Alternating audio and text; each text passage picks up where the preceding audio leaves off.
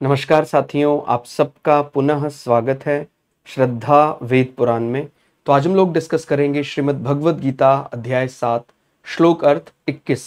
इससे पहले हम लोगों ने अध्याय 1 से 6 तक सभी श्लोक अर्थ सरल हिंदी भाषा में दोनों ही चैनल श्रद्धा एस्ट्रो ज्योतिष, श्रद्धा वेद पुराण में अपलोड कर दिए हैं। आप में से कोई भी व्यक्ति भगवद गीता के किसी भी श्लोक का सरल हिंदी अनुवाद चाहता है तो आप हमारे चैनल में आएं, जहां आपको प्लेलिस्ट सेक्शन में 700 के 700 श्लोक मिल जाएंगे। शुरुआत करते हैं आज का श्लोक अर्थ। भगवान श्री कृष्ण अर्जुन को किस प्रकार कोई व्यक्ति सकाम कर्म से किसी देवता को भजता है और परमात्मा उसके विश्वास को, उसकी श्रद्धा को उस देवता पर दृढ़ कर देते हैं, उसके बारे में यहां बताते हैं। जो सकाम भक्त जिस देवता के स्वरूप को श्रद्धा से पूजना चाहता है, उस भक्त की श्रद्धा को मैं उसी देवता के प्रति स्थिर करता हूं। मान इसमें एक अपने लिए अच्छी बात भी समझ में आती है और इसमें एक अपने को कमी भी दिखाई देती है कि यदि आपने कोई ऐसे देवता को भजना शुरू कर दिया तो प्रकृति या परमात्मा आपकी दृढ़ता जो है, आपका विश्वास उस देवता के प्रति माने दृढ़ होता ही जाएगा।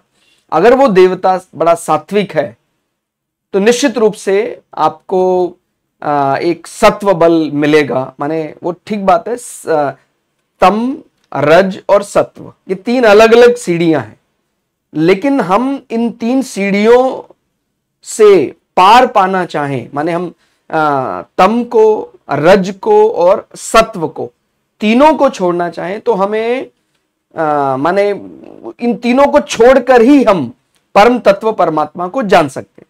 लेकिन कहीं से भी हम शुरुआत भी यदि करना चाहते हैं तो शुरुआत तो करें, और तमस से ज्यादा अच्छा रहेगा रजस और रजस से अच्छा रहेगा सत्व, क्योंकि एक सांसारिक व्यक्ति के लिए बिना किसी कारण, अकारण ही प्रकृति और परमात्मा से प्रेम करना बड़ा माने बहुत ही, कोई करोड़ों में कोई एक व्यक्ति होता है जो बिना कारण, अकारण ही वो प्रेम उसके मन में जागृत हो जाता है कि मैं जिसका अभिन्न अंग हूं, मैं परमात्मा से मिलना चाहता हूं, ये भावना।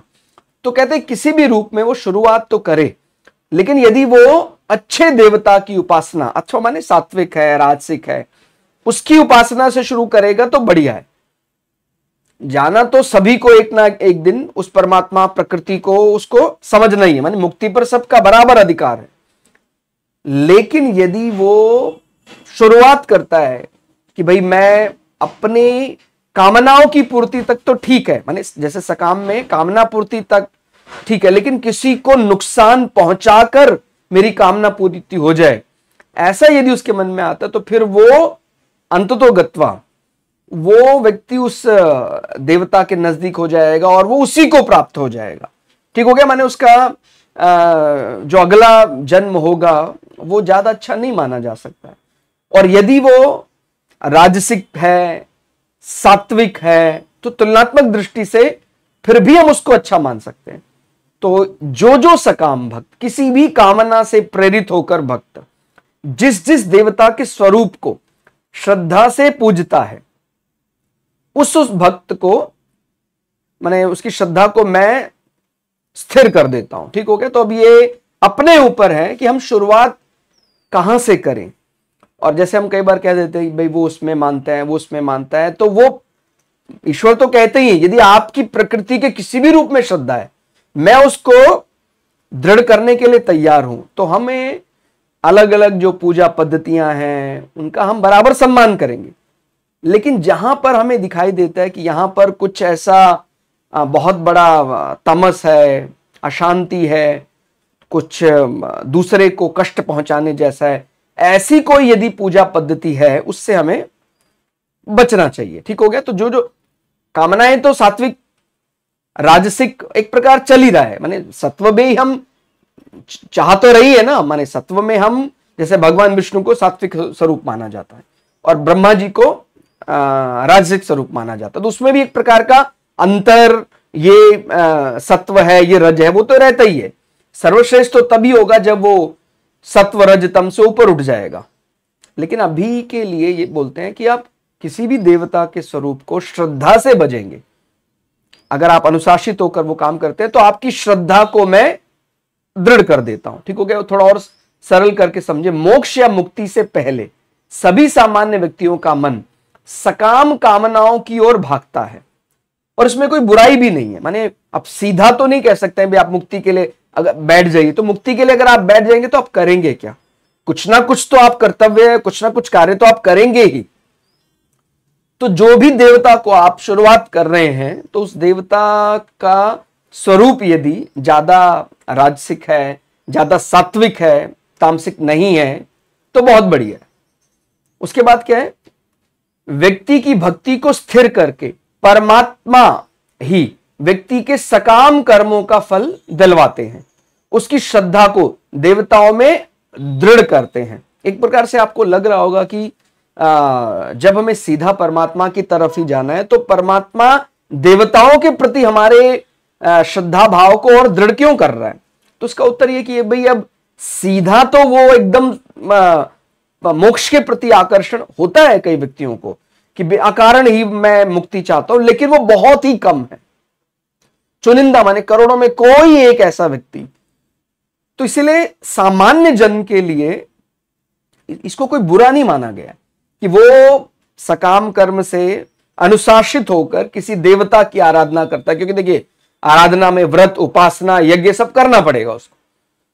तो भगवान फिर उसका वहां पर जब वो अनुशासित होकर कर्म करता है तो उसको कुछ ना कुछ फल दे देता है, तो उसकी जो श्रद्धा भक्ति है वो दृढ़ हो जाती है।